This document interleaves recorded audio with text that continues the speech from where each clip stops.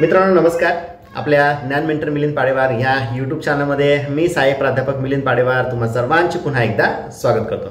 मित्रांनो व्हिडिओ फार महत्त्वाचा आहे कारण व्हिडिओ घेऊन आलेलो आहे राष्ट्रसंत तुकडोजी महाराज नागपूर विद्यापीठाच्या PhD एंट्रन्स टेस्ट 2024 संदर्भातला. हो मित्रांनो, विद्यापीठाने काही दिवसापूर्वीच ॲडव्हर्टाईज दिली होती आणि त्या विद्यापीठाचे पेट परीक्षेचे फॉर्म देखील आपण भरलेले आहेत. मित्रांनो महाराष्ट्रामधील जेवढे विद्यापीठ आहेत त्या सर्व विद्यापीठांच्या PhD एंट्रन्स टेस्ट जवळपास संपलेल्या आहेत आणि शेवटची ही जी होती ही राष्ट्रसंत तुकडोजी महाराज नागपूर विद्यापीठाची पेट परीक्षा होती. मित्रांनो महाराष्ट्रामध्ये जेवढे काही विद्यापीठ आहेत त्या सर्व विद्यापीठांना जवळपास आपल्या भारतातील जे महापुरुष आहेत त्या महापुरुषांची नावं दिली गेली आहेत. जर एवढ्या मोठ्या महापुरुषांची नावं विद्यापीठाला दिली गेली असली तर विद्यापीठाचा कारभार किती सुरळीतपणे चालायला पाहिजे, विद्यार्थ्यांच्या हिताप्रमाणे चालायला पाहिजे किंवा विद्यार्थ्यांच्या ज्या तक्रारी आहे त्याचं किती निराकरण यांनी केलं पाहिजे आणि एक चांगलं काम जे आहे, आदर्श काम जे आहे की विद्यापीठाच्या नावाप्रमाणेच असायला पाहिजे असं असावं असं सगळ्यांना वाटतं. परंतु गेल्या काही दिवसापासून ज्या पेट परीक्षा होत आहेत तर त्याच्यामध्ये काय प्रोसेस होत आहे किंवा काय डिले होत आहे किंवा काय प्रॉब्लेम आहे हे सगळं तुम्हाला माहिती आहे. आता राष्ट्रसंत तुकडोजी महाराज नागपूर विद्यापीठाची ॲडव्हर्टाईज आली होती. ॲडव्हर्टाईज आल्यानंतर जी फॉर्मची डेट होती त्या डेटला फॉर्म सुरू झाले नाही. मग पुन्हा 1 तारखेपासून एक नवीन परिपत्रक विद्यापीठाने पब्लिश केलं आणि त्या परिपत्रकामध्ये त्यांनी सांगितलं की दिनांक 1 फेब्रुवारी 2025 ते 8 फेब्रुवारी 2025च्या दरम्यान ऑनलाईन पद्धतीने फॉर्म भरले जाणार आहे. मित्रांनो बघा, टाइम स्पॅम जो आहे तो किती कमी कालावधी म्हणजे फक्त 8 दिवस विद्यापीठाने दिलेला आहे. ओके, त्याच्यानंतर देखील इतके सारे प्रॉब्लेम या फॉर्म भरण्याच्या प्रोसेसमध्ये आपल्याला बघायला मिळाले, परंतु विद्यापीठ कुठल्याही गोष्टीवर स्पष्टीकरण द्यायला तयार नाही. जे काही कॉन्टॅक्ट नंबर दिलेले आहेत त्या कॉन्टॅक्ट नंबरवर फोन लागत नाही. फोन लागले तर त्यांचे लोक रिप्लाय देत नाहीत किंवा फोन बाजूला ठेवून देतात. ईमेल ID आहे तोही काही कामाचा नाही. मित्रांनो याच्यामध्ये खूप प्रॉब्लेम विद्यार्थ्यांना फेस करावे लागत आहेत. मी काही प्रॉब्लेम सांगतो आणि त्या प्रॉब्लेमवर आपल्याला काय सोल्युशन देता येईल तेही आपण थोडक्यात बघण्याचा प्रयत्न करूया. ओके, तर आता बघा वॅकन्सी जे आहेत, विद्यार्थी फॉर्म भरत असताना पहिले वॅकन्सी चेक करतो की गाईड कोण आहे, कुठल्या गाईडकडे किती वॅकन्सी आहे, कुठल्या सेंटरला आहे आणि आपल्या सब्जेक्टला आपल्या कॅटेगरीला आहे का वॅकन्सी. तर त्या पद्धतीने विद्यार्थी फॉर्म भरण्याचा प्रयत्न करत असतात. परंतु या ठिकाणी वॅकन्सी दिसतच नाही. ओके, विद्यापीठ आणि सेंटर जे आहे त्याला आपण क्लिक केलं की फक्त काहीतरी एक विद्यार्थ्याची संख्या दिसते, त्याला क्लिक केलं की पुढे काही जात नाही. ओके, म्हणजे वॅकन्सी डिक्लेअर होत नाही. विद्यापीठाच्या परिपत्रकामध्ये त्यांनी सांगितलं होतं की आम्ही वॅकन्सी डिक्लेअर करू, पण वॅकन्सी डिक्लेअर झालेली नाही वेबसाईटला. ओके, त्याच्यानंतर जे विद्यार्थी मास्टर डिग्रीला आहेत म्हणजे सेकंड इयर जे अपियर आहेत तर अशा विद्यार्थ्यांना फॉर्म भरण्यासाठी तिथे ऑप्शनच दिलेलं गेलं नाही. ओके, विद्यापीठाच्या सर्क्युलरमध्ये सांगितलेलं आहे की मास्टर डिग्री ज्यांची कंप्लीट झालेली आहे किंवा जे सेकंड इयर अपियर आहे तर अशा विद्यार्थ्यांना देखील फॉर्म भरता येणार आहे, परंतु असं ऑप्शन विद्यापीठाच्या या प्रॉस्पेक्टसमध्ये नाही आहे. ओके, तिसरी गोष्ट अशी की जे विद्यार्थी नेट, सेट किंवा गेट क्वालिफाय आहेत तर अशा विद्यार्थ्यांना परीक्षेमधून सूट देण्यात आलेली आहे. मात्र ह्या विद्यार्थ्यांनी फॉर्म भरायचा आहे का याचं कुठेही क्लॅरिफिकेशन नाही आहे. मग ह्या विद्यार्थ्यांमध्ये देखील संभ्रम आहे की आपण नेमका फॉर्म भरायचा आहे की नाही भरायचा हे एक. त्याच्यानंतर ज्या विद्यार्थ्यांनी फॉर्म भरलेले आहेत तर फॉर्म भरत असताना शेवटच्या स्टेपला म्हणजे पेमेंट करताना, पेमेंट तर आपल्या अकाउंटमधून डिडक्ट झालं आहे पण विद्यापीठाच्या साईटला आपण लॉग इन केलं की पेमेंटची प्रोसेस पुन्हा आपल्याला दिसायला लागते. ओके, बरं ठीक आहे, आपले पैसे कट झाले आहेत, मग आपण सेकंड टाइम पण प्रयत्न करतो की ठीक आहे पैसे गेले तरी हरकत नाही पण आपला फॉर्म भरला गेला पाहिजे.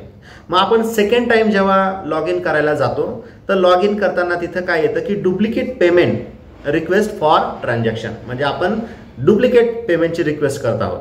मग नेमका काय प्रॉब्लेम आहे तर हे सॉल्व्ह करायला विद्यापीठ तयार नाही. ओके, आणि डेट त्यांनी दिली होती 8 तारखेचीच, आता 10 तारीख आहे आजची. विद्यार्थी कन्फ्यूज आहेत, त्यांच्या मनामध्ये कन्फ्युजन आहे की आता नेमकं काय होणार, आपला फॉर्म भरला गेला आहे की नाही भरला गेला आहे.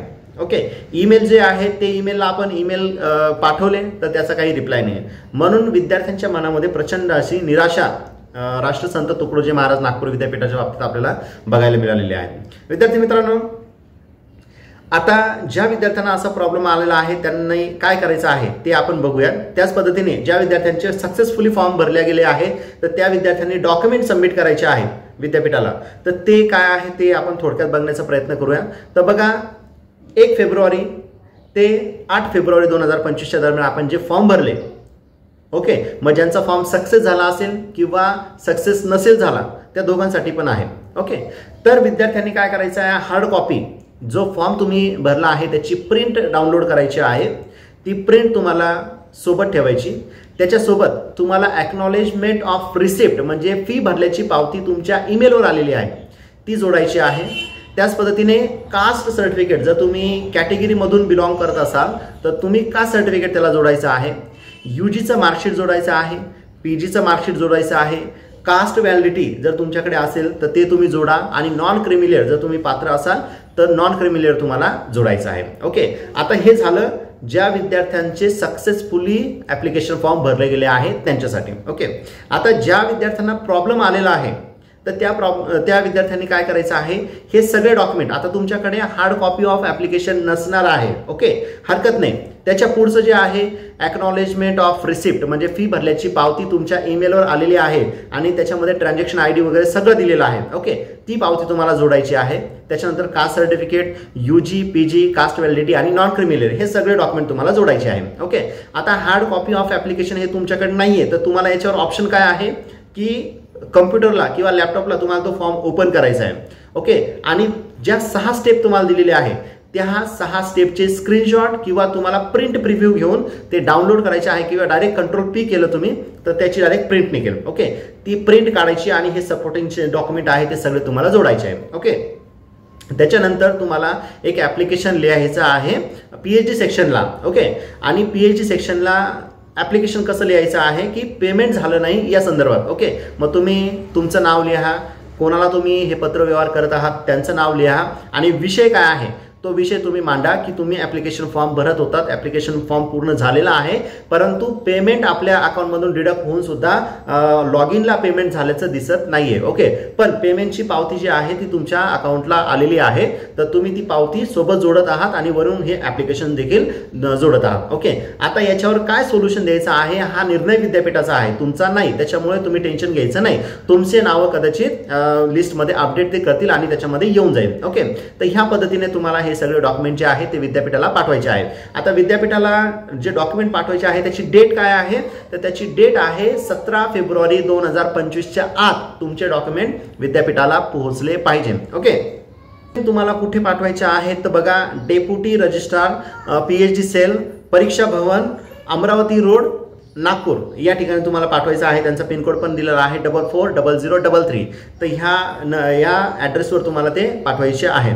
तुमचे जे काही डॉक्युमेंट जे आहेत किंवा फॉर्म जे आहे ते 17 फेब्रुवारीपर्यंत पाठवल्यानंतर 20 फेब्रुवारी 2025 ते 24 फेब्रुवारी 2025च्या दरम्यान तुमच्या ॲप्लिकेशनची स्क्रुटिनी होणार आहे, ओके। आणि त्याच्यानंतर कदाचित एखादी लिस्ट पब्लिश होईल आणि 25 तारखेला तुमचे ॲडमिट कार्ड जे आहे तुमच्या लॉग इनमध्ये येणार आहे।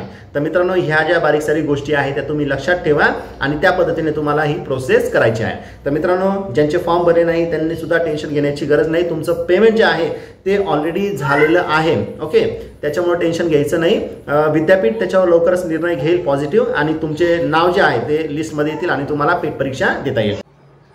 मित्रांनो आज 10 फेब्रुवारी 2025 रोजी विद्यापीठाचा जो हेल्पलाईन नंबर आहे तर ह्या विद्यापीठाच्या हेल्पलाईन नंबरवर तुम्हाला कॉल करायचा आहे आणि तुमच्याकडे जी रिसिप्ट डाउनलोड झालेली आहे ईमेलमध्ये तर ती डाउनलोड करून त्याच्या डिटेल जे आहे त्या ह्या हेल्पलाईन नंबरवर सांगायच्या आहेत। त्याच्यानंतर ते ऑनलाईन तुमचा प्रॉब्लेम जो आहे तो सॉल्व्ह करतील आणि तुम्हाला लॉग इन करायला सांगतील। त्यावेळी तुम्ही लॉग इन चेक करा, लॉग इनमध्ये तुमच्या फॉर्मची जी फी आहे ती पे झालेली असेल आणि त्याची प्रिंट जी आहे ती सुद्धा डाउनलोडचं ऑप्शन तुम्हाला त्या ठिकाणी बघायला मिळणार आहे। तर मित्रांनो आज हा बदल त्यांनी केलेला आहे त्याच्यामुळे टेन्शन घेण्याची गरज नाही आहे, तुमची फीज पे झालेली आहे आणि तुमची रिसिप्ट सुद्धा तुम्हाला मिळणार आहे। तर मित्रांनो व्हिडिओ आवडल्यास नक्की लाईक, शेअर आणि चॅनल सबस्क्राईब करायला विसरू नका। धन्यवाद।